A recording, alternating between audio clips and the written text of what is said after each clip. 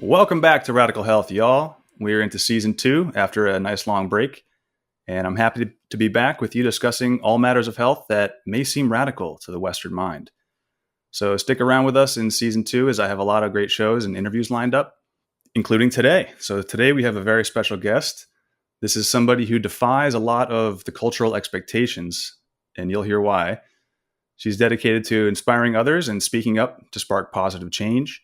She's a passionate and creative activist, the founder of bornvegan.org, host of Science is Gray podcast.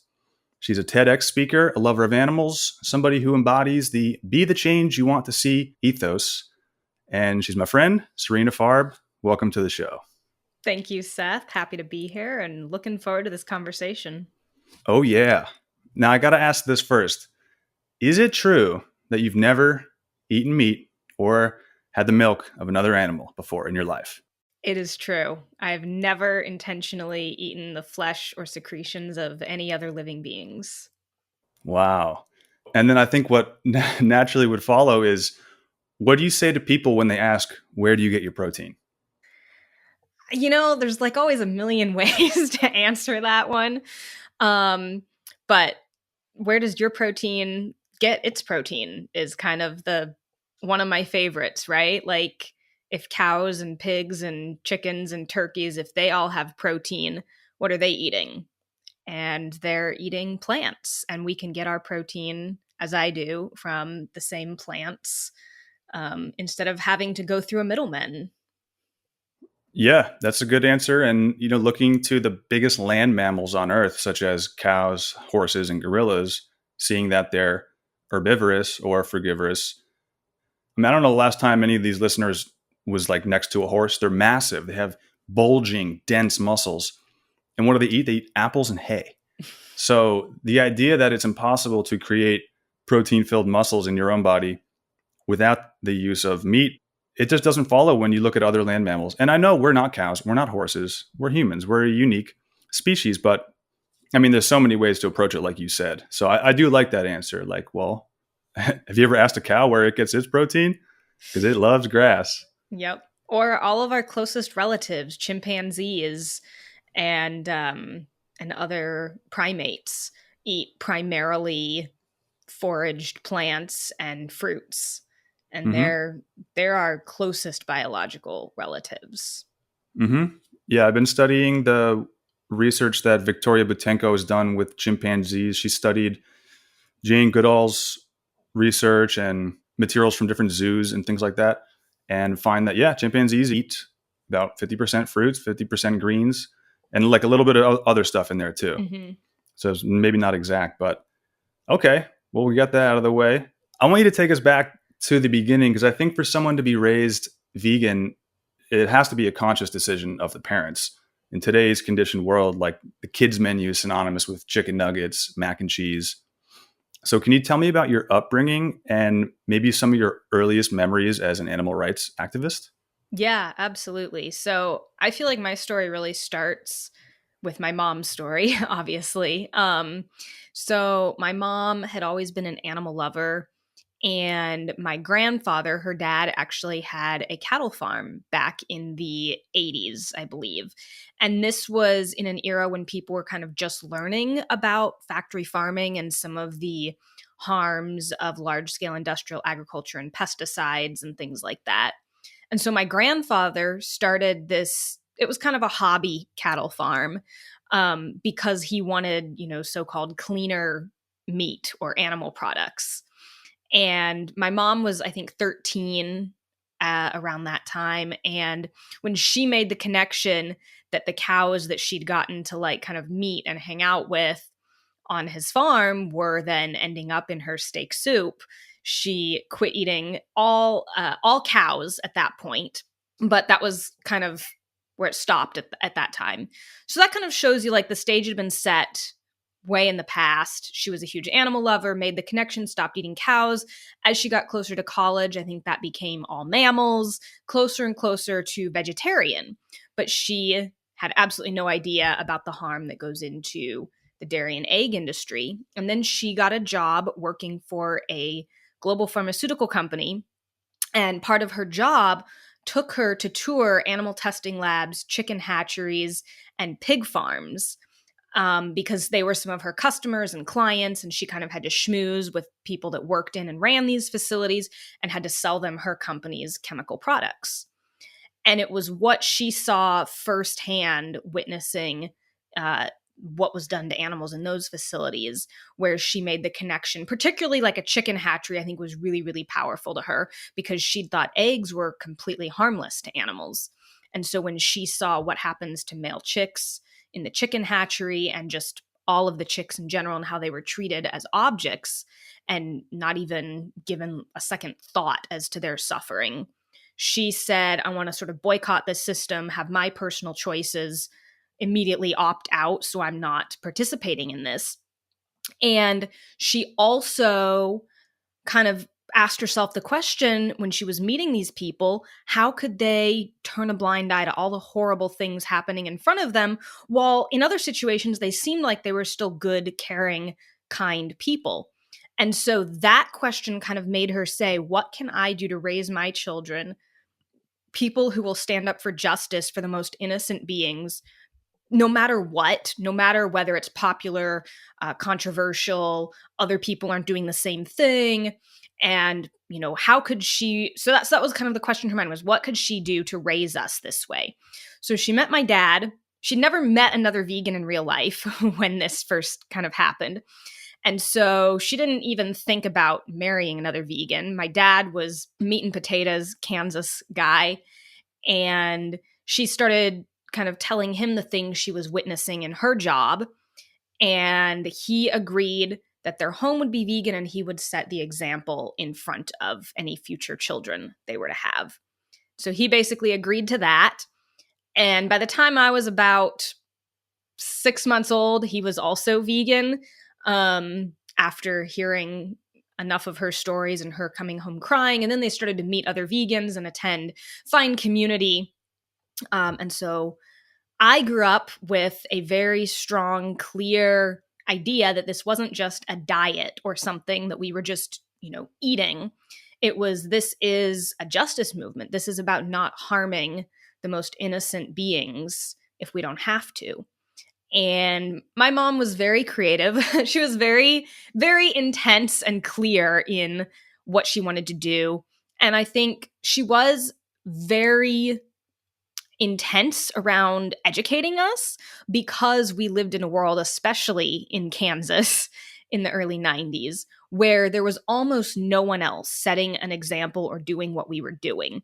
And she was aware of the powers of the corporations and propaganda and advertisements and all of the other information out there bombarding us, 24/7, trying to convince us to eat animals. And so she basically thought, if I want my kids to be able to sort of stand strong in society, then I have to be able to counter all of that, make sure they're really, really educated with what we're doing, why we're doing it, how it's healthier, how it's better for the planet, how it, of course, doesn't hurt animals.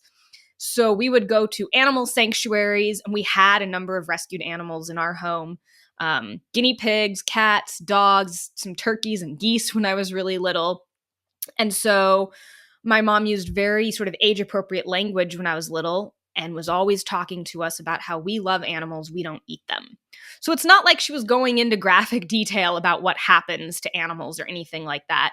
It was just really simple. And with all of the animals that we shared our home with, it made perfect sense to me. I was like, duh, like why would I want to eat, our pet cat or dog or turkey?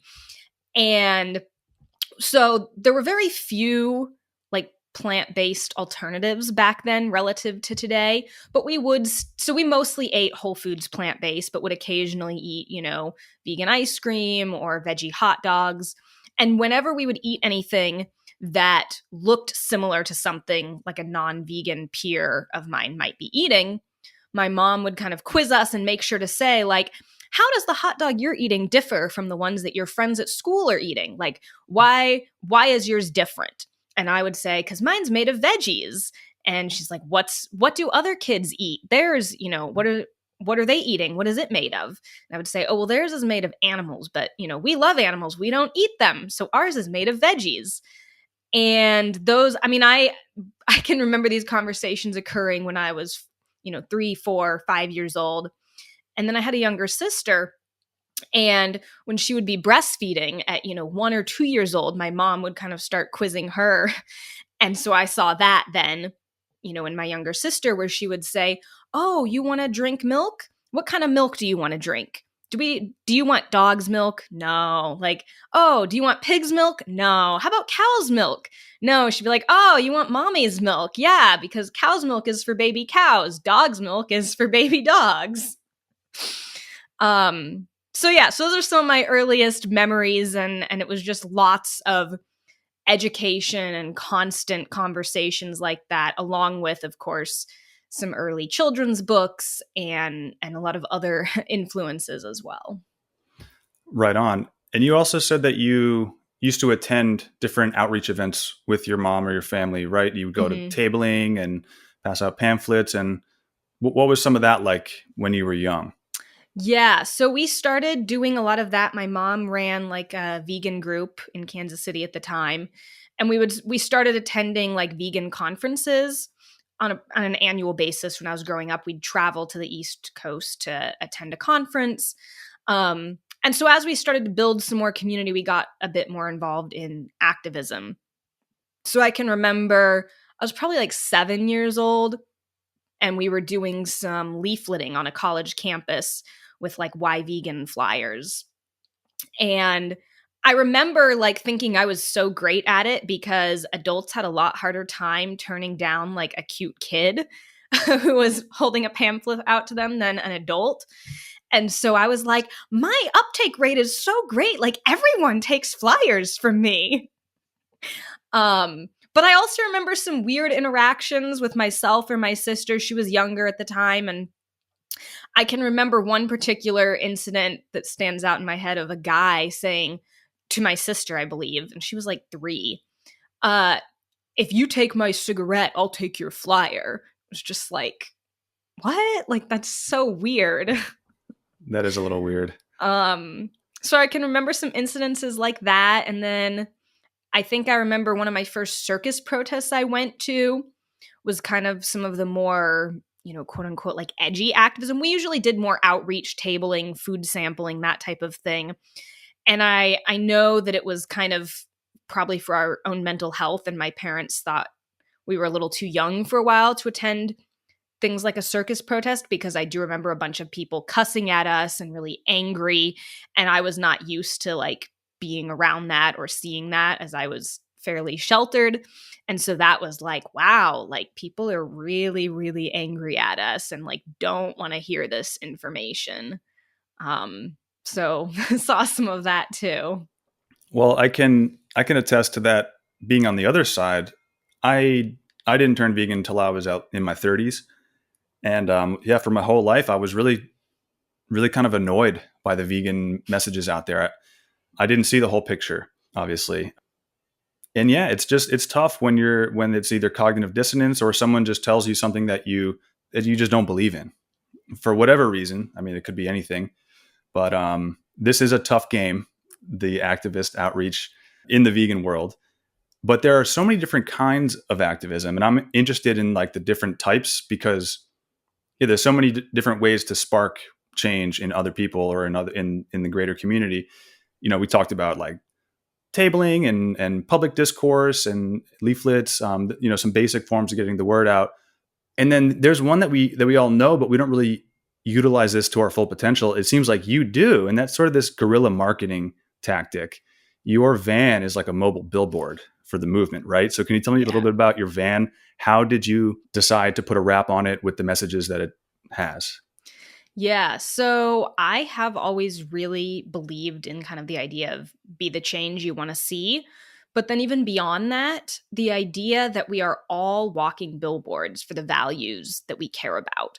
So, I think a lot of people in society say they care about things. And then, if you actually look at their actions and the way they're living their life, they're living out of alignment with those values. And so, while they may truly believe they care about those things, they're showing the rest of the world that they don't.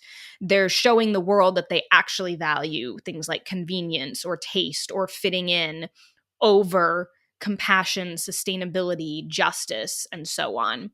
And so I feel like every opportunity I have to sort of wear my values and show people, the more people I can influence. And it doesn't have to be a van, which I'll talk about in a minute. It can be things as simple as, I believe, the food you eat, when you're sitting in front of other friends and family members and you're showing them beautiful, delicious plant-based meals and, how healthy or how good you feel or how you've improved your health. You can wear a t-shirt with a message on it about peace and compassion, a water bottle with like stickers covering it. All of these things are sort of small ways that, we can use our life as a walking billboard for our values. And I kind of very accidentally fell into van life. I actually never intended to do van life. And it just a series of circumstances led to kind of an opportunity to buy a van being in front of me. And I'd been wanting to go on a speaking tour. And so I was like, let me just do it. I'm going to get rid of my apartment, sell a bunch of my stuff, put the rest in storage, and just full time on the road.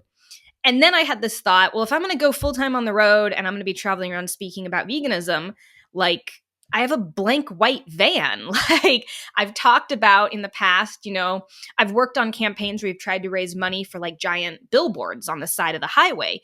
And I thought, well, yeah, that's one billboard. Sure that, thousands of cars drive by, but like I could literally put a billboard on my entire van everywhere that I'm driving and all the cars that I pass. And that's kind of the same message as putting a giant billboard out there.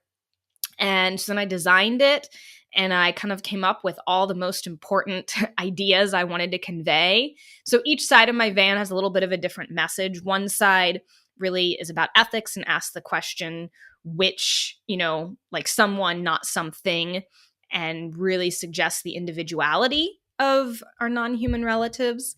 And then the other side has some of the environmental statistics and facts about what animal agriculture is doing to our planet. And then the backside asks a question. And this is my favorite question and favorite way to really look at veganism today.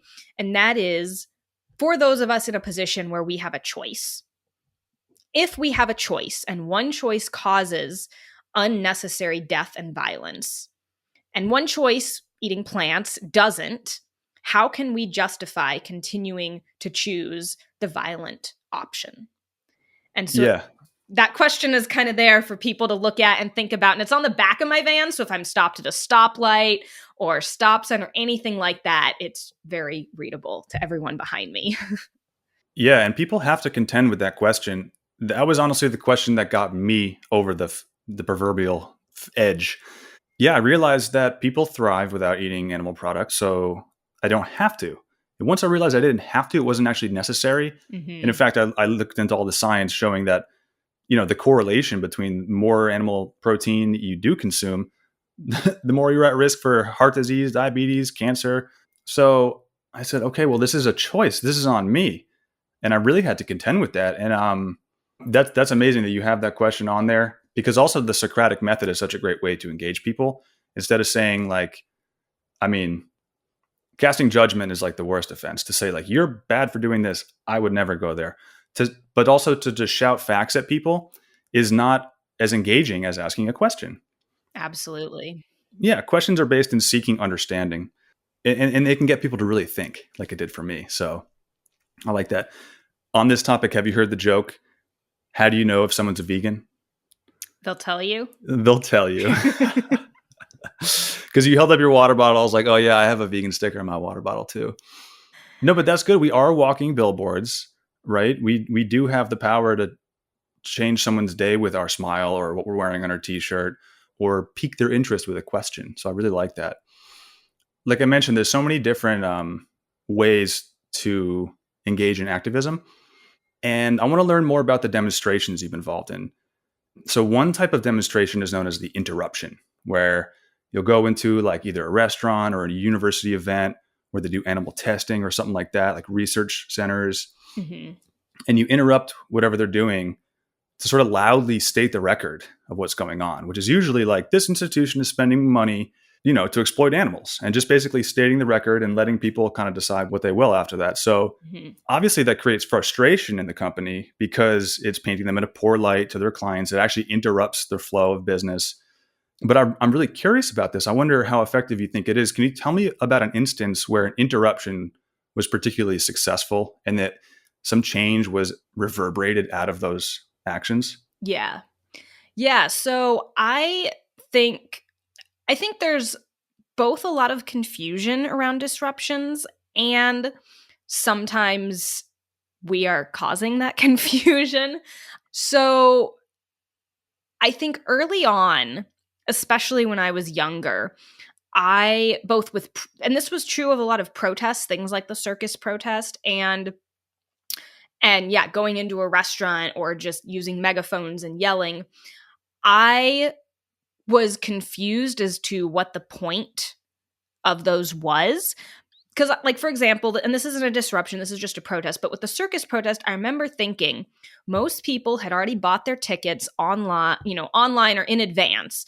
And when they were showing up the day that we were protesting, they already had paid money and they wanted to go in and take their kids in and enjoy the circus and not be confronted with or think about, what they were supporting. And I remember feeling like, and I kind of quit doing protests like this for a while because I felt frustrated and was like, who is our target audience here? Like, we're outside the protest. We're not actually calling on or protesting in any situation that's going to stop the circus from happening. So who are we trying to reach? The owners of the circus? Not really. Okay, are we trying to reach individuals and get them to boycott the circus? Well, that's also not really effective because they've already paid money and they're already there. And so I was just kind of in this like, is what we're doing effective? Where, like, what's the point? Who are we trying to reach? And I think that's the key question to ask is anytime you're designing or, going to or organizing a protest or a disruption, what is the purpose and who are we actually targeting and why? So what I think now makes a disruption or a protest for that matter, but particularly disruption effective, is if it's part of what is called like a sustained pressure campaign. So this has been really effective in the fur industry, where brands like Marc Jacobs or Neiman Marcus or LVMH is an umbrella company that owns a bunch of different brands that all still sell fur, and these are like high-end fashion brands. And many of them will have like a single item or a single line or piece of apparel that has fur. Like some of it's like fur trim, some of it's an entirely fur coat or things like this. And with a pressure campaign and some of the ones that have worked on these companies, activists will go in, they'll publicly, before they even do a disruption, they'll try and contact the company. They'll both at the local store level and at the national level and be like, hey, do you know fur is cruel? Will you boycott and phase out your items with fur? And usually what's happened is we'll get no response. Nobody cares, nobody engages with us, or they kind of act like they will, and then we see no further action and the fur is still being sold or is still part of their fashion line, still, being shown and worn at like fashion shows and things like that. So then you design a pressure campaign. And with a pressure campaign, you basically say, what are the pressure points? Who are the individuals or things that are in a decision-making position who, if we apply the right type of pressure, we can sort of force them to change? So the CEOs of these companies obviously are a pressure point. And then we look for, what do they care about? Well, they care about profits, business, PR, like, looking good in the media, etc. Another pressure point a lot of times are investors. So if we can figure out who the investors or bankrollers of a particular company are, then you go and target them And if they start saying, oh, well, us being involved in this company or us backing or supporting this company gets us targeted or protested, then they pull out. And if the investors of a company start to pull out, that puts pressure on the company. So then you take all these, pressure points and you say, what can we do as activists on the ground to disrupt and apply pressure to these various places? So in the case of a fur campaign, that would be the individual stores. We'd say, okay, LVMH, Louis Vuitton, or Marc Jacobs, they have stores all over the country. Let's get groups of activists on a regular basis. So this isn't just, for example, a one-off. Like, pressure campaigns aren't effective if it's like you go into the store once and then never again. Right. It's got to be sustained. Exactly. It has to be like a regular, we're going to show them every single week in multiple cities across the country. Activists are going to go in with megaphones. They're going to be disruptive, loud, obnoxious.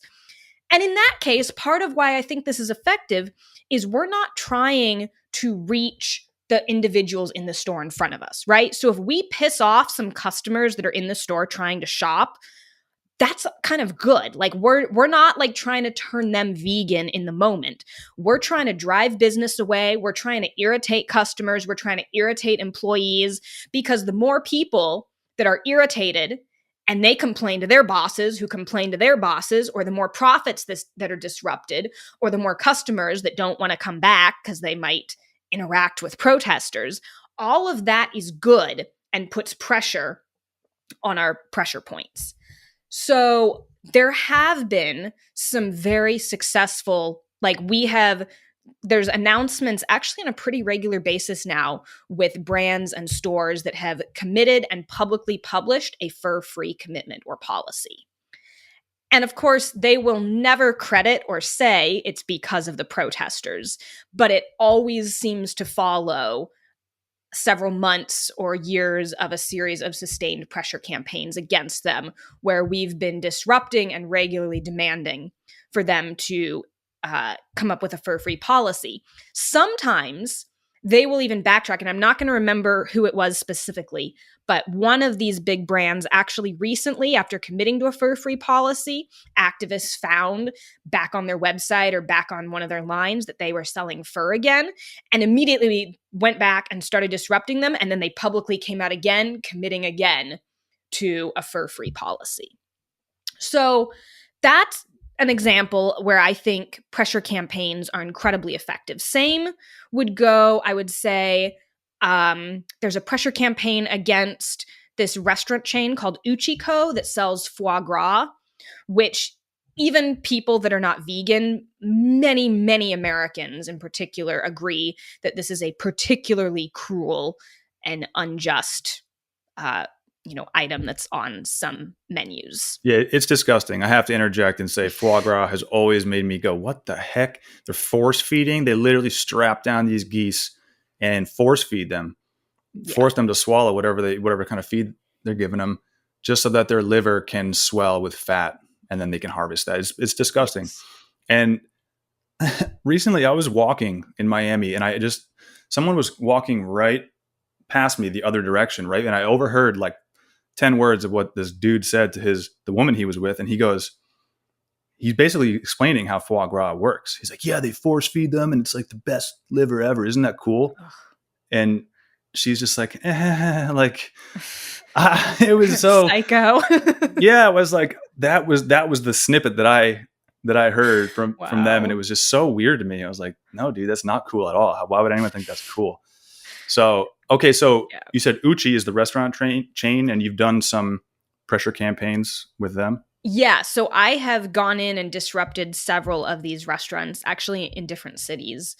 And the pressure campaign there is similar, right? We're not asking individuals in the restaurant to go vegan. We're demanding that the restaurant chain stop selling foie gras, because honestly, foie gras is like this close to being completely banned and eliminated in the US. Like, several states have already banned the production and sale of it. There's like a whole variety. Like, there's just a few places that really still sell it. So in this case, that would be like a huge success we could claim as a movement if we are able to actually completely ban and eliminate a particularly cruel practice.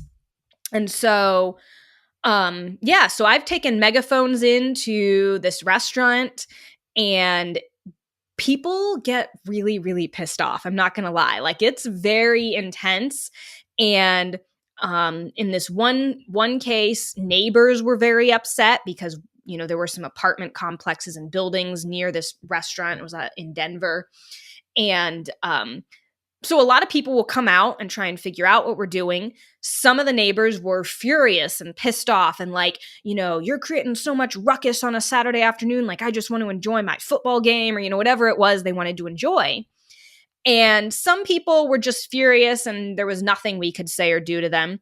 But I was doing a lot of outreach on, at the end of this campaign. So I went into the restaurant where we did a lot of disruption, and then we were also outside it. And I was going around trying to talk to the neighbors and would basically say, if you're bothered by this, if you don't want us coming here and disrupting, help us put pressure on this company. Like, many of the people in the neighborhood didn't care about foie gras. They weren't eating at this restaurant. And so then we'd be like, here's the number, literally call the company and say that you want them to stop selling foie gras. And I talked to a number of people in this case who at first were kind of pissed off. And then when they realized what we were doing and why, I was actually able to convince them. They were a lot calmer, and they were like, oh, wow, I will help you. I will call the company. Now, there were plenty of neighbors that were pissed off no matter what and did not change their mind about that. And then likewise, most of the patrons in the restaurant and they had a whole outdoor patio, and we were so loud and obnoxious, we pretty much cleared out their entire patio because no one wanted to sit there and keep eating their dinner. And they were pissed off because it was a very expensive restaurant. They were clear, a lot of them looked like wine drunk. They'd paid, and then they couldn't enjoy their meal. And we cleared out most of the inside of the restaurant too, because we were there for 2 or 3 hours being obnoxious, loud on the megaphones, yelling. And that's got to have some kind of impact if on a Saturday evening, one of their busiest nights, all these people are like, well, we don't want to sit here and eat our dinner because this is miserable. And they were also pissed at us, like we'd ruined their dinner. But again, we weren't trying to reach those people in particular. The goal was, okay, call your boss, call the restaurant, call the CEO, demand that they drop this. And I have faith, like I believe this will be a successful campaign. When I think pressure campaigns like this are not successful, or for me at least, when I'm not as inclined to participate in them nowadays, is when it's not part of a pressure campaign and I'm just with a group of activists, and this has happened and does happen pretty regularly. We're looking for, a target or something to protest and do. And it's like, oh, well, here's a random restaurant or a barbecue place that sells meat. Like, let's go disrupt them. And I've disrupted some barbecue places locally in Kansas City with people. And it feels it's like, what is our goal today? Like, we're not going to shut this barbecue restaurant down. We're not even calling on them or the chain or whatever it is to do anything. So in that case, the people we are trying to reach are the customers or the people watching or the people right there to educate them. And in that case, yelling at angry barbecue loving, people with megaphones doesn't feel the most effective or productive to me. Thank you for saying that, because I was wondering too, that was my next question, was what types of activism do you think are not that successful?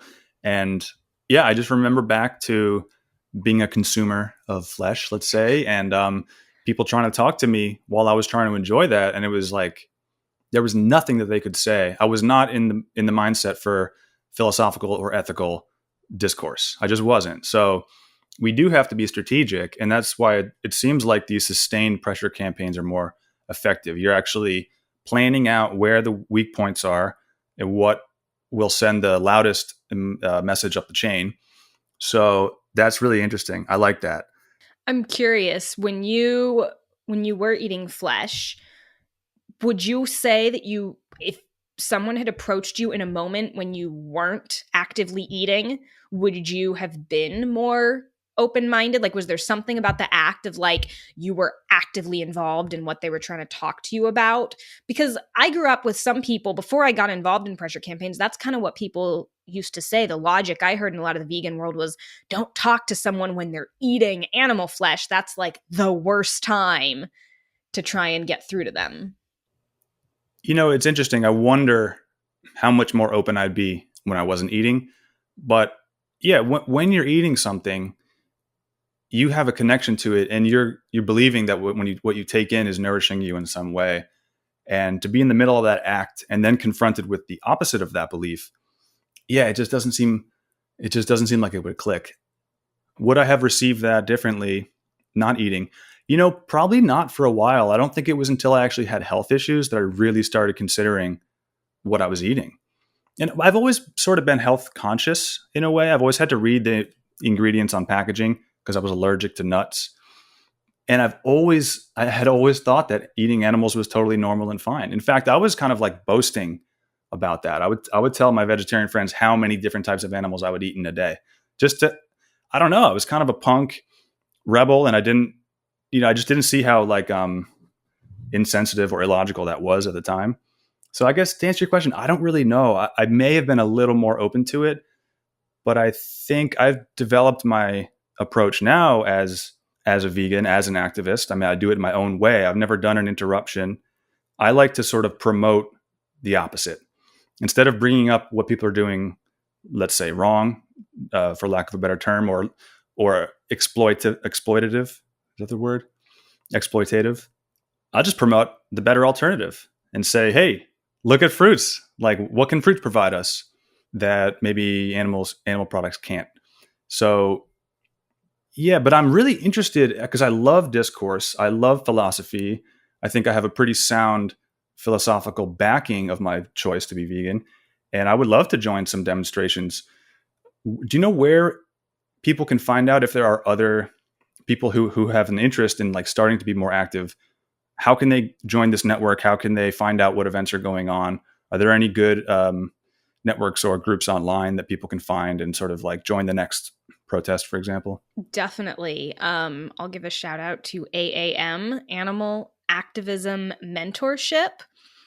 And they kind of pair like new activists with seasoned activists to help mentor them in getting involved. But what I really like about what they do is they host annual or more than annual convergences. They'll pick a city. And so some of the actions I did in Denver were with an AAM convergence where they will help provide housing and food to make it as affordable and accessible to people to come and try out or join activism with a group of like-minded supportive individuals. So we had, probably 50 or more activists that convened in Denver, and it was like over a 10-day period and so not everyone was there for every day because you had some local activists coming and going.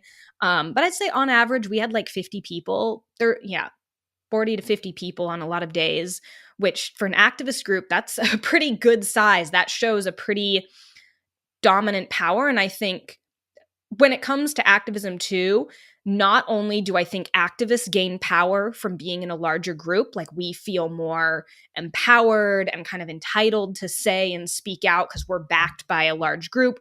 Whenever we go and do actions, we show up as a much bigger, stronger force too, because whoever or whatever we're doing, people see us, and it's like, it's not just 2 or 3 people. It's much harder for them to dismiss a large group of people altogether calling or chanting for something than a small group.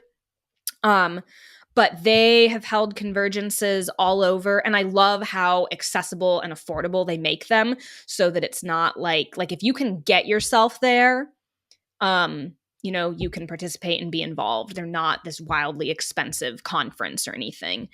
And they're some of the most welcoming, empowering communities I've been part of. They're great for new activists. I've seen so many people who have never held a megaphone, never chanted, never done a protest in their life, and they come to these events and do them. So they're kind of a network. They do events and have stuff all over the country and are a great group to get connected with. I know in your ish area. I think there's like a South Florida animal rights activism group that does stuff regularly. Sometimes it's just a matter of, like looking up different groups. There are some networks and groups that have chapters in cities, but then, there will be a particular type of activism, or some people won't like that group. And, of course, there's all kinds of differences and disagreements and stuff. So sometimes it's just like searching city name, vegan activist, city name, animal activism. Like that's kind of what I do. Like on Facebook or Instagram, I just look for various iterations of a local group when I'm coming through. Cool. I like that.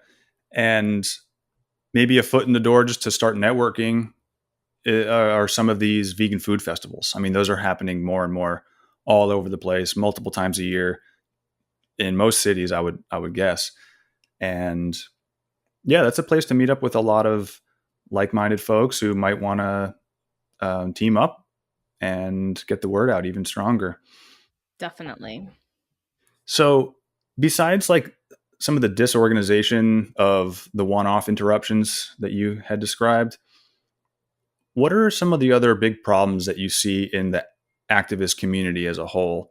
Anything that you think could be improved upon, or where they're missing the mark and not getting that message across? Like, what are some of the problems that you see out there in the activist circles?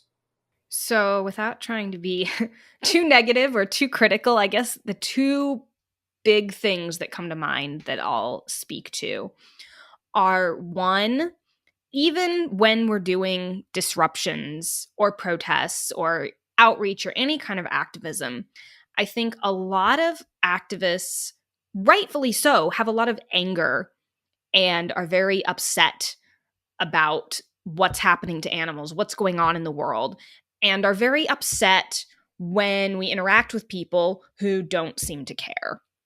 And I get it. I have been there. I have felt that frustration.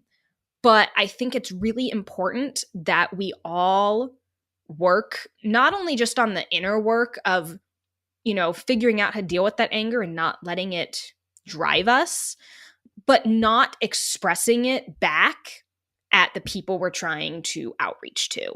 I think that can be very unproductive.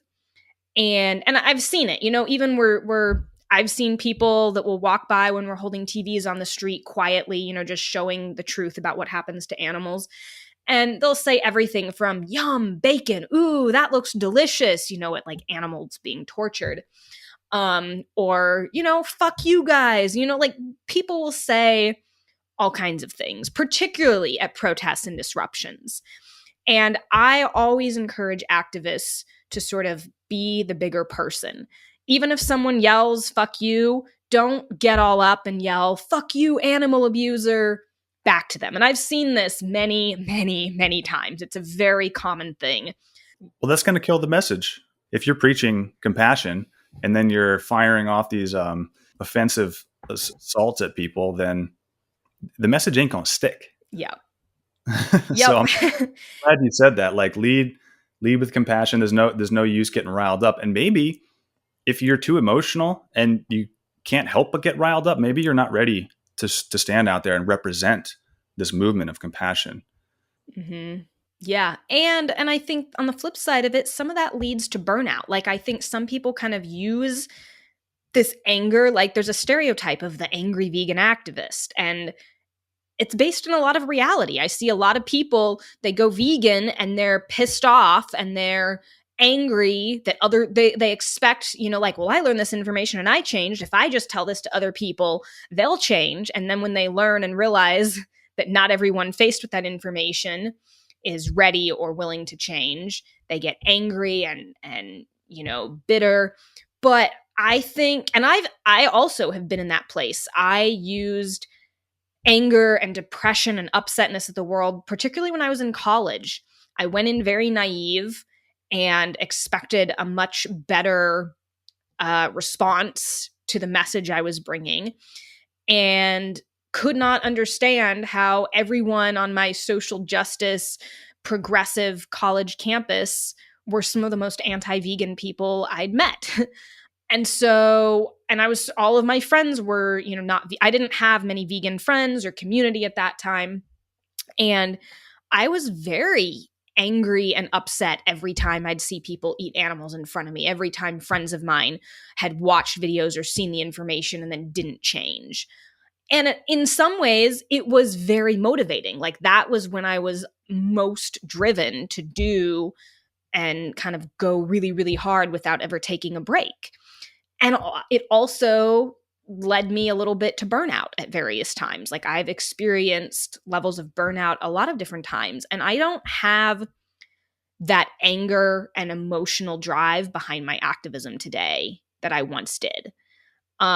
It's much more sort of tempered and coming from a logical, like I do it because I still believe it's important and matters, but not because I have this rage in me that I just have to I have to change things. I have a much more I've let go of a lot of attachment to the outcomes too. So it's like, I'm here to plant seeds. All I can do is share the information. Whether or not someone goes vegan or changes or does something different because of that, I don't expect them to change anymore. And I am not attached to whatever happens after I share information with them. That's good, because if you go in with a goal to change someone's mind, you're probably going to be let down. Whereas if you go in with a goal to just speak the truth and let that land where it may, then you'll be successful. Yeah. So yeah, I love how you're bringing up like the just the strategy and the intent behind what you're doing, being careful about it. Don't just go flail in the wild, and shouting at people, because it won't stick. So I like that. I Yeah. like all that. You've expressed to me like a need to speak your truth, especially when people could be held accountable for their actions, right? So what's next for your podcast or your work? Do you have anything planned? I just want to know what's going on in the future for Sarina. I'm working on a lot of stuff behind the scenes and really probably shifting a little bit more towards, I'm not going to say mellow. I still think, just like I said, disruptions and stuff like that are good. But I've been getting increasingly frustrated, even, and I'm sure this is not going to be popular among many of my activist friends, but even at a lot of the disruptions I've been part of, it's really common to yell, chants about shame, shame on you, like as not just a one-off someone pissed off and yelling, but like in our actual chant list. A chant leader will be yelling shame on you, or, blank person, CEO of this company, whatever, go to hell. That's a really common chant. It's like 1, 2, 3, 4, open up the cage door, 5, 6, 7, 8, smash the locks and liberate. And that is great. And then it's like 9, 10, 11, 12, blank, go to hell. And I've been feeling increasingly uncomfortable with that kind of language. And so it's, and I haven't worked out exactly where I'll draw the line or how I will navigate this. Because I cannot control that, or I'm not in charge of and organizing most of these disruptions. And so I recognize if I go, that's probably going to be there. But I'm looking more at sort of that being the change. I really want to embody and encourage a more compassionate, peaceful approach. And I know a lot of people will see it as it's just language. Like, that language isn't any, that can't be called violent compared to like what we're speaking up for, that happens to animals. Like it's words versus, violent actions. And I understand the point and agree.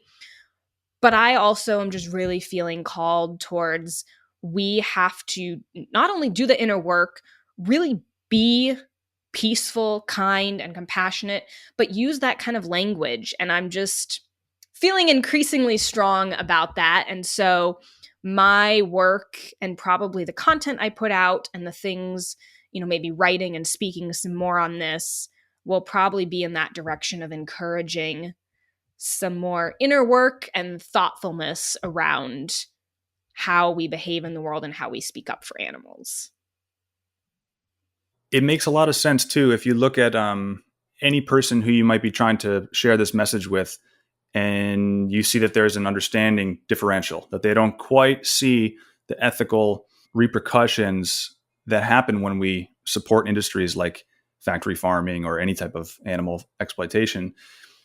But if you imagine that the person was a child, your child, and they just didn't understand, it was nescience, like just don't know this information, then could you imagine yourself shouting at a child being like, go to hell, or like, you're an idiot? How do you think that child's going to feel? They're going to be scared. They're going to recoil, especially when the message is about compassion. It's like, we are vegan and outspoken because we want to reduce suffering. We want to reduce trauma, reduce harm, right? Reduce violence. And then when we start breathing fire at people, it completely nullifies the message, I think, in a way. Absolutely. Well, it seems like too, you've gotten to this place after a long time. It's almost like this evolution, having been at these protests where it just doesn't feel right, doesn't feel comfortable, things aren't clicking. And then there's this other way of being more compassionate, but still just presenting facts with love and acceptance. It could feel offensive to somebody, but a fact is just a fact. Like, Right. hey, 10 billion land animals are slaughtered every year, period. How do you feel about that? Question mark. Like, Yes. that's going to hit differently than go to hell, right? Well, and that's something, again, that I think people on the flip side, they'll might hear what I'm saying and think like, oh, she's going soft on people. Like, we have to hold people accountable. I'm making excuses for people. Oh, we have to be gentle. It's like whatever. And I'm not saying that either. It's like what you said, exactly. Like, we can share facts. And something that I think is really key, that I will also probably be speaking more about because it gets missed so much. There is a key difference between guilt and shame when in life, but also with activism. So when I was doing activism in college, I remember I got a lot of pushback. People like wrote articles, they attacked me on Facebook. Like, it was pretty incredible. And I was like doing the most mild stuff you could imagine. I was putting like posters in bathroom stalls with some facts about animal agriculture, no graphic, photos or anything like that, just like some quotes and facts and citing some studies. And then tabling and giving away, free vegan ice cream samples with some flyers about the dairy industry, very nicely, gently, kindly, whatever. But I did do also a pay-per-view one year, which is where you pay people $1 to watch like 4 minutes of graphic animal footage. And again, very nicely, but this was just like, do you want, we'll give you $1 if you sit and watch the truth. And people were very, very upset by that. And so I remember one of the response articles that someone wrote about me was how they, claimed that I was shaming people. They felt so guilty, that I was trying to use shame or, guilting them or something. And the thing is, if you feel guilty when someone tells you facts or information about this industry, one, that is not shame. That is a very different thing. Guilt is you feeling bad because you're living out of alignment with your values. Guilt is an indicator that you might want to change your behavior. Shame is not about behavior. It is this feeling. And Brene Brown, who researches shame, has written about this in some of her books. But shame is the feeling that who you are as a person is inherently bad and unworthy. So guilt is about your actions, something you did or are doing, not being good or being out of alignment with what you care about. Whereas shame is this feeling of who I am inherently is bad. There's no redemption in shame. And I think where this comes in with activism is if someone says they feel guilty watching slaughter footage or guilty because I shared facts with them, I'm perfectly okay with that. I do not think guilt is bad. If you feel guilty, it's an indicator you should change. If I'm going around saying, shame on you, you're an animal abuser, that message is essentially trying to shame someone and calling them inherently a bad person. I think shame and cycles of shame create trauma. They do not lead to change. They lead to depression, suicide, like all these other problems in society. So I don't want to be part of something that's harming humans in the process of trying to speak up for animals, where I am creating a cycle of shame and shaming people. And so one of the key ways you can do that, right, is that's not saying that someone isn't supporting animal abuse. I believe that you are paying for animal abuse if you are buying these products. But that's the way I would frame it. When I'm speaking to someone, I would say, you are paying for animal abuse. What happens to animals? You are supporting animal abuse. That's different, a very different statement than you are an animal abuser. One is about their action, one is about who they are as a person. I fully agree. And I love that breakdown because I share a lot of information about eating animals, and a lot of mine has to do with like the health effects on our bodies. So I might say, hey, did you know eating concentrated animal protein causes sulfuric acid and uric acid and phosphoric acid as a result of the breakdown of that protein? And people go, why are you judging me for eating meat? And I'm like, I didn't. I just told you about a chemical reaction that happens in the body. You can do whatever you want with that information. I will never judge my friends, family, anyone, a stranger. That's not my job. Plus, if I was emotionally attached to like what people are eating all the time, I really don't care what people eat. Actually, I have to rephrase that. It's not going to make me think any differently of that person, the soul of that person. It's more, I want everyone to be aware of how their actions affect the world. And then that's up to you to change. But yeah, I'm not sure if I'm articulating this properly, but we don't need shame. We need facts and information delivered with sort of the freedom for everyone to be able to choose their next move based on that.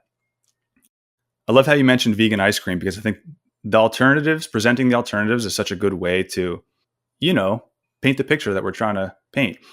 So someone goes, I can never be vegan because I love ice cream too much. It's like, well, have you tried coconut ice cream? Have you tried banana ice cream? It doesn't cause all the inflammation, and it's like the same thing, if not better. And so people might go, oh, well, if I can eat this, then I guess I don't need whatever, the cow version. So, and that's what I try to do with all my meals, really. I mean, I think a lot of my meals look delicious. They're brightly colored. They're vibrant. You can tell they're actually vibrating with life. They taste delicious, so the more I can just put out the alternative, I think it's sort of a gentle nudge away from the exploitation, away from the harming of our, would you say, non-human relatives? I love that, because I think I've mentioned this to you before, but Earthlings was the documentary that really broke me down and made me contend with what I was contributing to, like the reality of what my money was going to. And that film really helped me see that we are all Earthlings. We're all related. There's nothing really different between me and an animal other than like just how we're built, but they still feel pain. They still feel love. Try watching a cow if you try to take away her calf, right? You can feel the pain and sadness coming off that. So yes, we promote the alternative, and also, deliver that information with clarity and no judgment. I think that's huge. I almost made a post today wanting to qualify another post that I had made where I said, hey, Paul Saladino is no longer carnivore MD because he realized it caused these types of health repercussions in his own body. He didn't feel good. His testosterone went down. He had heart palpitations. That's not me judging anyone who eats meat. It really isn't. Right. So but people do still perceive it that way. So I almost felt the need to qualify it and say, listen, I'm not judging anyone, but I decided not to because I don't think that's necessary. There's no indication that I'm judging anyone just by sharing facts. But I guess that could help us just be more sensitive to the person that we're trying to reach, right? If most people have a feeling that they're being judged, then maybe we could change our approach to make these things land softer, right? To make the message sort of land without someone immediately rejecting it. And that's going to take creativity. I think everyone's got their own way of doing it. The way you're moving toward like a more gentle approach, I think that's needed, because you did speak on like the sort of the militant energy that a lot of vegans can have. And that's what I had always seen growing up, is people getting really upset, really angry, showing really graphic images. And that just doesn't connect with a lot of people. So, but hey, it connects with some people. And that's the thing. I remember we had a conversation. We were sitting in a circle, and I brought up to everybody, asked the question, like, what was it that made you finally flip the switch? And everybody had a different answer. Mm-hmm. For me, it was like mix of personal health and watching that documentary. For this person, maybe it was just the feeling they got when they were taking care of a goat in 5th grade or something like that. Right. Some other people might have been a disruption. I met this person with a megaphone at a restaurant, and they taught me about foie gras. I had no idea. So there are a lot of different approaches to this. I appreciate you sharing some of yours. This is great. Well, and I will say I am quite hesitant to be too critical, because I also, not only do I very much understand where people are coming from, and there is a big push, not just in this movement, but I'd say across all justice movements, that's kind of like it's justified to be angry, especially if you have suffered oppression, or don't tone police. Like, people are allowed to be angry and express anger at what's going on. And I very much appreciate and understand where that's coming from, and in a sense agree. It's just more from an effectiveness perspective that I think we should question that. And like you said, I know, like, some people kind of being verbally attacked or called out has been what's changed them. And they've said, I don't think I would have listened, like, I needed someone to just tell this to me and hold me accountable and put it in my face. So my critiques come more from a place of me trying to figure out what I feel comfortable being part of and doing. And I'm still grateful to all the activists out there speaking up and doing what they're doing, even if I don't really want to be a part of that approach. Right. Yeah. Because the drive always comes from a place of love and wanting to do the right thing, trying to liberate these animals, just stop the exploitation. Yep. Now, okay, so you host the Science is Gray podcast, and it really made me think, like, even veganism can be gray, right? So I kind of want to know where your line is on some of these things. So I'm just going to give you a scenario, and I kind of want to hear what your thoughts are on this. Okay. So I work in permaculture farming, and a part of that ethos is seeing the environment as like one big organism that works together, symbiotically benefiting the humans, the plants, and animals. So, involving multiple different animal species. So let's say, or I guess I just want to hear how you feel about maybe keeping bees for them to pollinate the flowers, keeping sheep or goats to eat the grass so you don't have to mow and weed whack every week, which mowing and weed whacking a 7-acre farm is grueling, especially in the South Florida heat. So honestly, I would actually kind of like to have some goats. And then maybe one more example, like chickens to provide some sort of fertilizer. I mean, chicken shit tea is like one of the best fertilizers. I've seen zucchinis grow inches overnight when they have some sort of chicken shit compost, or vermicompost is like worm castings. And I think maybe if I could answer the question first, and I'll toss it to you. To me, it seems like if these animals are being raised to be exploited, that's where I draw the line. If you're keeping an animal to eat it or to kill it, and that is the end goal, then to me that crosses a line. I don't think we have the right to do that.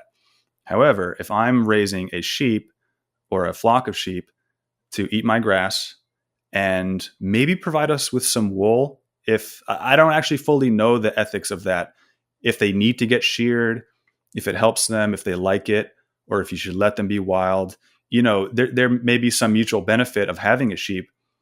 So I guess I say all that to say, how do you feel about that? Bees, sheep, chickens on a farm, not being raised to be eaten or killed. Mm-hmm. So first I'll say this is a conversation that I primarily only have with people who are already vegan. If I was, out on the street showing footage and you were not vegan and asking me this question, I would probably not answer it, because, the world is very gray. Mm-hmm. And I think if we can't even agree on the basics, which we have, and you just did by saying if they're being raised for food or to be killed, that's a problem. But if someone is asking me this question kind of to poke holes in veganism or find flaws, and they aren't even on board that eating and, killing and eating animals like cows and pigs that clearly feel pain and suffer is wrong, then I would say like, the other issues aren't relevant right now. So I throw that out there because I think sometimes these gray areas can be distractions from the obvious things that we can answer and can solve right now. Mm-hmm. But in a more nuanced context, I think it is an important question. And so I have slightly different answers to maybe each of them. So bees, I think if you are providing a home, like you can build bee houses where, you're providing a place where wild bees can come and build, their hive, that's great. And if it happens to benefit your garden and pollination, great. If you start doing what a lot of beekeepers do, which is clip the queen's wings so they cannot fly away and cannot move their hive, now I think we've crossed a line because now you are kind of exploiting them, potentially harming them, restricting their freedom for your benefit. Likewise, and a lot of people don't realize this about the honey industry or honeybees, is similar to the rest of animal agriculture. We've exploited every individual we possibly can. Honeybees are a different breed than a lot of the native pollinators, and they actually have outcompeted and do outcompete indigenous native pollinator bees. They're often imported. They're like specific breeds of bees that produce a lot more honey, and they're imported and are actually bad for the ecosystem in terms of native pollinators pollinating indigenous species because, again, we're exploiting them because we want honey. So a lot of people will like say, oh, I want to buy some honeybees or have a honeybee hive, and it's going to help, the native. It actually, in the ecosystem terms, is the opposite. So the best thing to do is like buy a beehive, like a bee home, where they can freely choose to move in and create their hive. And that can benefit everyone. And I don't have a problem with that. I like that. And I just want to respond.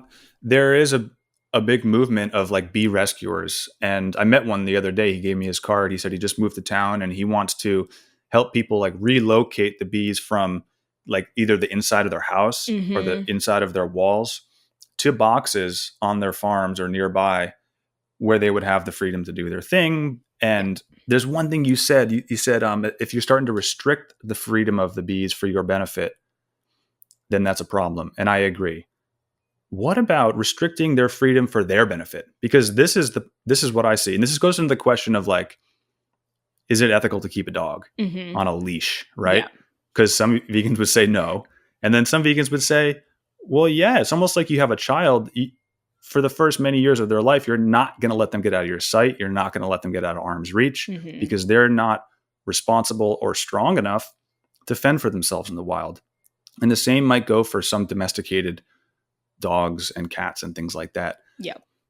And I'm just being so nitpicky here because like I love the nuance and I love exploring the gray area. So restricting an animal's freedom for their benefit, might that have some good in it? Like if you're keeping the sheep within your fence line, they're free to eat all the grass they want. They're living their best life. They just can't leave my property. It's almost like keeping my kid in my property. And no one's going to argue that keeping your child within 50 feet of you at all time is unethical. So you can respond to that or the sheep or the dogs or any part of that. I'm curious to hear what you think. So I'm going to take it deeper and say, I think this is why we should not have domesticated animals, because whether it's cats or dogs or sheep, none of these breeds of individuals are like native free living wild animals. The fact that we've domesticated them means in most cases that they literally cannot live in the wild on their own. So in that sense, they are like a child that is dependent on us for their safety, their food, their water, and their survival. And I think that is an inherent, like a problem inherent with domestication. I do not believe we should be breeding any more domesticated animals into existence. Now, I'm not like, I think we should take care of the ones that are here because it's sort of a problem we've already created. We have created species who cannot survive on their own, and therefore it is now our responsibility to provide for them. But in an ideal world, which is kind of where we're going with this philosophy, is we shouldn't have domesticated dogs. We shouldn't, like, the only species of animals I believe that, should be on this planet are the free living wild ones who we don't have to keep in a fence to keep them safe. Because sheep, domesticated sheep that can't fend for themselves, or chickens, domesticated chickens for that matter, are largely unable to find their own food in some cases, or unable to fight off predators. And it's wild predators. And we're also expanding our farmland and killing off more and more of the wild predators to try and keep them safe, right? So one of the biggest killers of wild wolves and coyotes are cow farmers. And so I think you run into those issues when you're trying to have sheep for some benefit or purpose too, So I just think breeding domesticated animals into existence should not be happening. We should stop breeding them into existence and take care of the ones that are already here. Now, with the sheep situation, similar to the bee situation, I think there's more nuance in that, especially with wool. So we have bred sheep into existence to sort of benefit humans that excessively grow wool and fur that is too thick for them to wear year round. So then they have to be sheared. But it's often, we've bred them to produce so much wool that their skin kind of wrinkles, and it's very, very hard to safely shear them. And my mom actually worked on a sheep shearing, humane sheep shearing ranch in Australia a number of years ago before she was vegan, and told horror stories about, and this is just a little family farm where it's, they're paid per, sheep they shear or something. So they're encouraged to go really fast. And then because the sheep's wool has been bred to like be excessive and really thick and like kind of, wrinkle up, they get these flies that lay their eggs under their flaps of skin.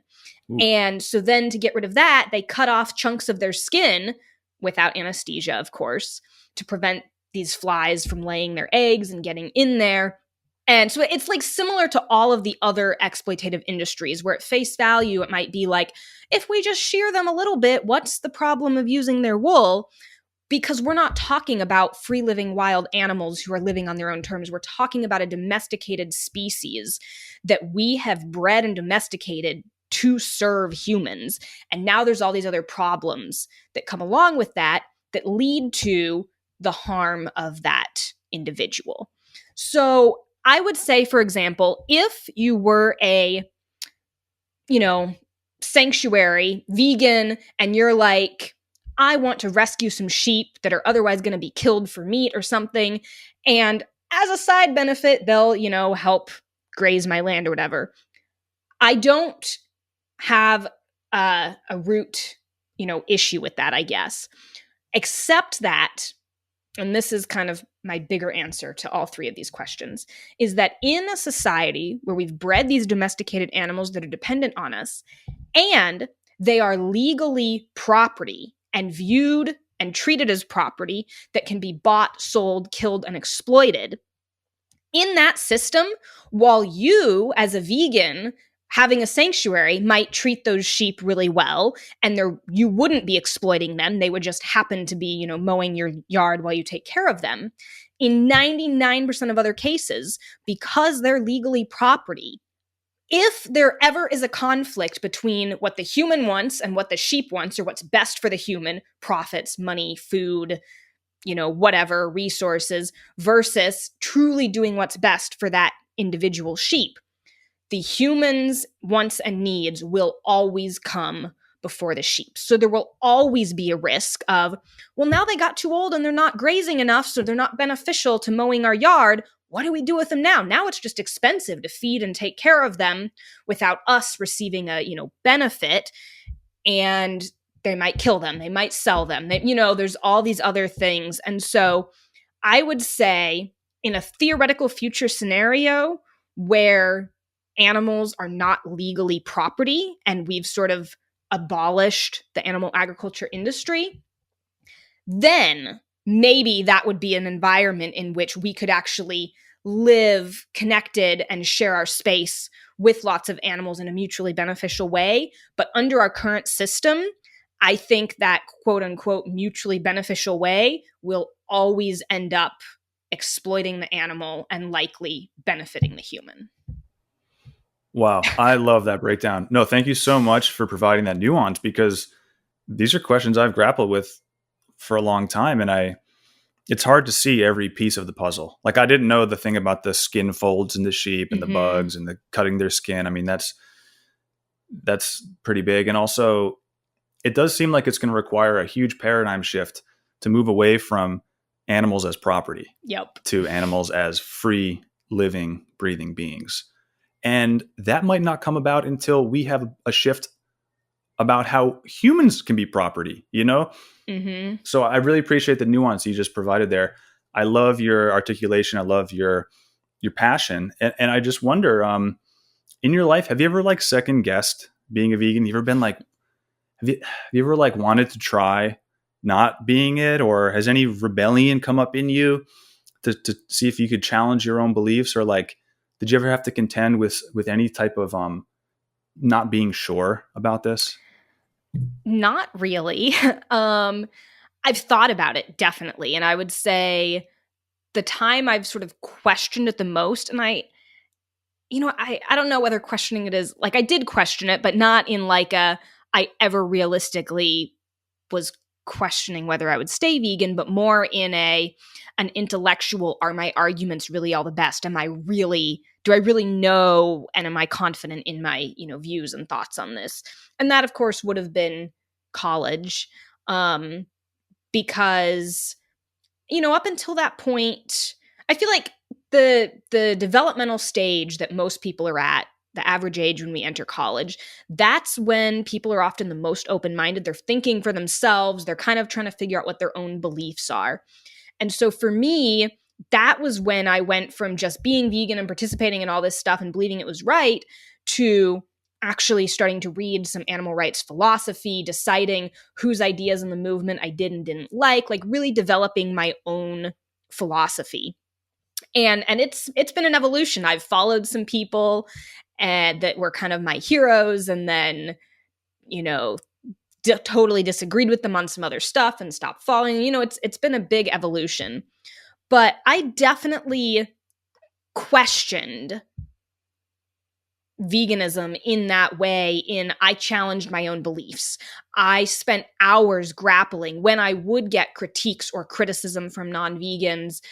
I took them very seriously rather than just kind of blowing them off. And it was like, let me come up with the best arguments. Let every sort of fringe intellectual argument. What about this scenario? What about this? Where do I draw the line? What about AI? I remember people saying that. Well, where do you draw the line at sentience? All this different stuff.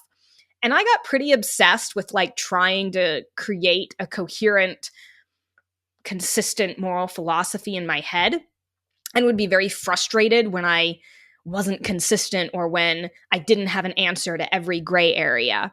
But I never actually questioned. I was doing this in the midst of lots of activism, and I was very passionate about it. So it's not like anything ever was like, oh, this is a really good argument, I'm not going to be vegan. It was more like I was obsessed with being able to logically defend all of my views. And so in that way, I did question, and it was like, am I really right about this? But beyond that, no. And I definitely have never come close to feeling the urge or wanting to taste meat, dairy, or eggs, because not only do I know too much about how they're produced and what goes into them, but they gross me out. It's just like all I have ever seen when I look at a burger or look at meat is like, it's a piece of a dead animal who was violently killed. It's flesh. It's like, I just definitely have never wanted that. I will throw this in. The only rebellious thing I did when it came to food was my mom was very health conscious when I was growing up. So many of the things, like I never had tried a Coke or Pepsi until I got to college. I'd never eaten artificial colors or flavors or anything like this. But I also understood that our reasons for doing those were health related and not ethical. So when I got to college and was in a rural, my campus was in the middle of rural Iowa, there weren't like tons of great grocery stores or, vegan options around. And I did have a Coke and I started to eat, when I wanted a snack, there'd be Sour Patch Kids, accidentally vegan, junk food and stuff like that. So I definitely went off the health wagon for a while, but never ethics. So I never wanted to eat meat, dairy, or eggs, but I did eat my fair share of vegan junk food. That's great. And somebody brought up this idea to me recently that I've been sort of trying to grapple with it because it makes a lot of sense. And he says junk food, even if it doesn't contain animal products, is still not vegan because it harms the animal that's eating it, the human. And I was like, dang, you got a point. So just speaking on eating habits a little more, because we know that veganism isn't a diet. I hear a lot of people say the vegan diet doesn't work. And it's like, stop. There is no the vegan diet. It doesn't exist. So I could eat just corn chips for the rest of my life and that would be vegan. Yep. But is that, that's not going to sustain my life. That's not going to support me nutritionally. So that's a completely different diet approach than fruitarian or raw vegan or whole food plant-based or whatever you want to call it. There's no the vegan diet. So if I could ask you a little bit about what you do eat, like have your eating habits changed over the years? Definitely. Go ahead. I like to joke, I see a lot of people talk about their quote unquote vegan journey, or you see a lot of these ex-vegans that are like, I'm on a health journey. And I like to joke, I probably need to make some more content on this. Like, I'm on a health journey. I've tried so many different, quote unquote diets within all being vegan and not eating animals. So you can be on a health journey. You can try lots of different diets. And I will never, ever, ever use that as an excuse to eat animals. Because I simply do not look at them as food. That's what it comes down to. It's like if you were to ask someone, and be like, oh, are you on a health journey? Are you going to try like cat meat someday? Like, what if that'll help? What if that'll fix your health issue? What if eating some dog meat, will fix however you're feeling? People look at you like you're crazy because in the United States, we do not view those animals as food. So I've tried lots of different things, mostly just for fun, but also because I am on a health and fitness journey and I've been going to the gym and I've run a couple half marathons. I did cross country in college for a couple years. And especially where I am now, I really have been prioritizing my health. And so I have experimented and I've tried raw, I've tried like fruitarian for like 3 weeks is probably the longest I've made it fruitarian and raw. I've tried high carb, low fat, oil free, sugar free, like SOS free, like no processed stuff. I've done more high protein. I've done counting calories. I've done intermittent fasting. So yeah, so I've tried a lot of different things. And where I am at this point is I mostly aspire to be unprocessed. So like I try to stick to whole foods. I mostly try to avoid any added oils, lean more in the high carb, low. I try to limit fat mostly by limiting oils. I think healthy fats are important. So flax seeds, walnuts, stuff like that I do eat. Avocado, of course. And I've also been experimenting recently with more high protein in that. Whole foods still, so lots of tofu and beans and things like that. But just kind of seeing for like being at the gym and weightlifting, does it make a difference if I do try to emphasize a higher amount of daily protein? I have been using recently like a protein powder one with very minimal, mostly whole foods ingredients that I really like. I don't know if I'll stick with it. Are you noticing a difference in your lifting abilities I or strength? Yes, so I do feel like that's the thing. Like in a lot of ways, I feel like I have more energy and I feel better when I eat more raw and high fruit, but I have felt weaker when I go to lift weights compared to when I eat cooked foods and higher protein plant foods. So yeah, but I would say like I feel sort of more awake and energetic, and I've noticed that on raw. So I've added a lot more. Actually, this is interesting. Prior to the Woodstock Fruit Festival 2 years ago, I did not realize how little fruit I was eating. I was like a big beans and rice, type of person, and hearty foods, savory foods. And unless I was like intentionally doing green smoothies in the summer, which I do a couple times a week, I realized I could go sometimes several weeks without eating a piece of fruit. And I went from that to the Woodstock Fruit Festival and like actually felt amazing the whole week I was there. And that really inspired me to, since then, like really focus on making sure I eat a lot more fruit. And so I eat a lot more fruit in my life now. I'm pretty high fruit, breakfast whether I do a green smoothie or I have some fruit. Either way, I'm starting my day with fruit most days now. I love it. When people say whole food, plant based, like the wholest, most plantest food is fruit. I mean, it requires no cooking unless it's like a pumpkin. Mm-hmm. Requires no mixing, no combining, no salting. Very minimal preparation. It's my favorite type of food. And shout out to the Woodstock Fruit Fest. I mean, that's where we met this winter. And for anyone that doesn't know, it's a week-long festival retreat. It's like a summer camp for people who love fruits and vegetables. And everything they serve is unfired, uncooked, raw, and salt, oil, and sugar free. Yep. Which is basically just buffets of fruit and this huge salad bar. And it was so much fun. I mean, I went there in 2022.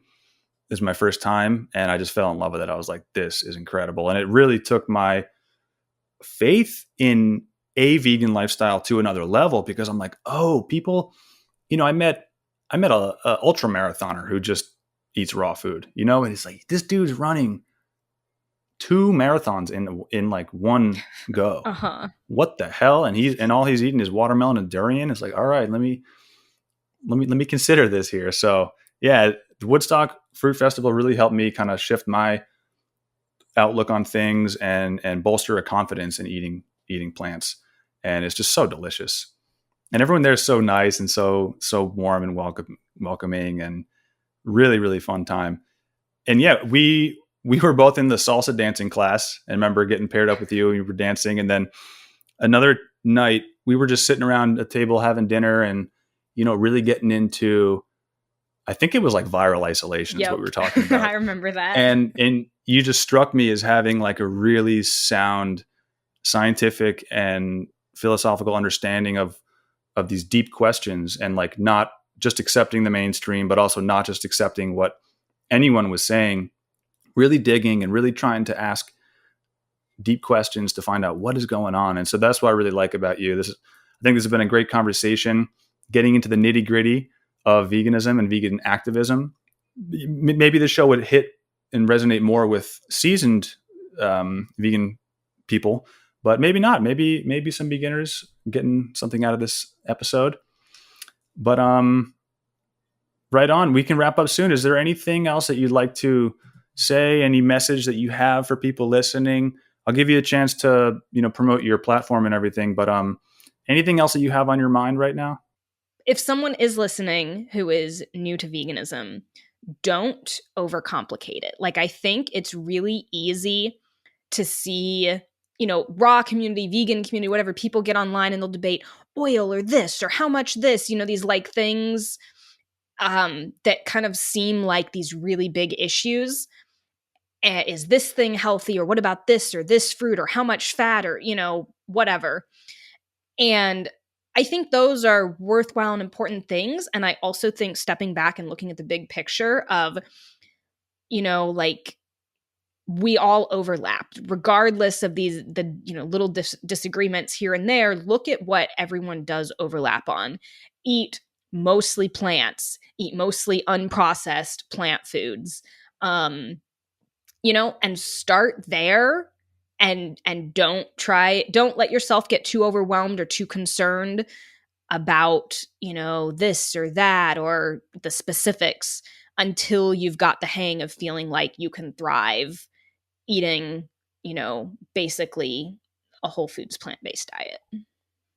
That's great advice. And I would like to piggyback off that too and say, if you're new to this, it's going to take time to transition. It's not easy, especially if you've gone through your life decades conditioning yourself to eat animals. It's not going to be an instant flick of a switch. Most likely. I mean, some people, maybe. I know some people who kind of like flip that switch and never look back overnight. For me, it took a very long time. I'm someone that needs to take my time with things. But I think that benefits me in the long run because then I'm just more confident with it. So my first year vegan, I cheated a couple of times. I mean, I'll just come out and say it. The cravings were so bad, and I feel like the harm I would have done to myself mentally, forcing myself to abstain, was just not worth it. So I let myself have whatever that craving was calling for, and then I would just get back on the horse the next day. And I see a lot of people, maybe giving into a craving or cheating, quote unquote, even though that word is, some people say it's not cheating, it's just eating. But if you have a goal, and you find yourself struggling to meet that goal every single day, don't beat yourself up over it. It's going to take some time. And you may find that you could give into the great craving once here, maybe a couple months later, it happens again. But look back and say, wow, I went 2 months without eating eggs or cheese or whatever it was. And then after that time, it's going to be even longer before the next one. And then maybe it'll never happen again. That's my approach. That's what I had to do. And I'm grateful for giving myself that type of leeway, because I think now I just never crave any of that stuff. I got it all out of my system, and I'm super happy and confident just eating plants. I miss nothing. I miss no part of eating animals. So Sarina, really thank you for your time. What's your website? What's your Instagram? Where can people find you? Bornvegan.org is my website. YouTube channel is also Born Vegan. Instagram, Born Vegan 1. If you just remember Born Vegan, that's where I am, and you can find all my other links and stuff from there. Right on. You also have a TEDx talk out there. Yes. So I encourage people to go find that. Thank you. And thank you so much, Sarina. Thanks, Seth. Radical Health!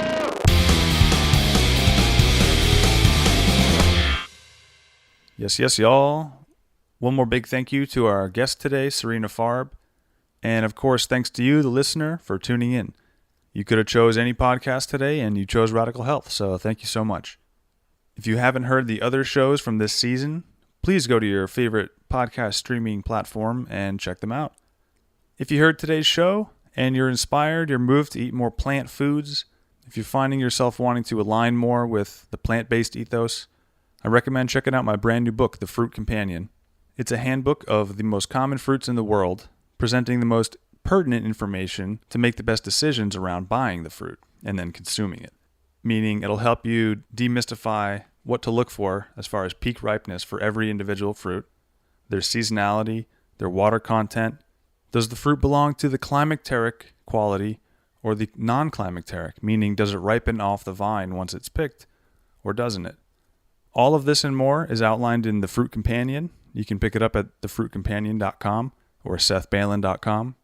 Like we talked about in the show and like we've discussed many times, fruits are the ultimate plant-based food product. It doesn't require death of a plant to harvest a fruit. Fruits are living. They contain the seeds, which is the genetic blueprint and actual 3D printer all built in together for the propagation of that species and infinite more fruits down the road. So yeah, if you want to learn more about fruit, check out the book. As always, we got all the other Radical Health podcasts, zines, memes, and videos over at sethbailin.com. If you go to sethbailin.com/library, you will encounter thousands of pages of free PDFs that you can download and read at your leisure. Some of the documents are complete books now in the public domain. Many of the documents are my own notes on books I've read and topics I've researched. Stay tuned for the rest of the season. We're going to have some great shows coming up. Please share the show with a friend if you think you know someone who might like it. Wherever you are, whenever you are, in this world as you're listening, stay blessed, stay up, and we'll see you on the next one.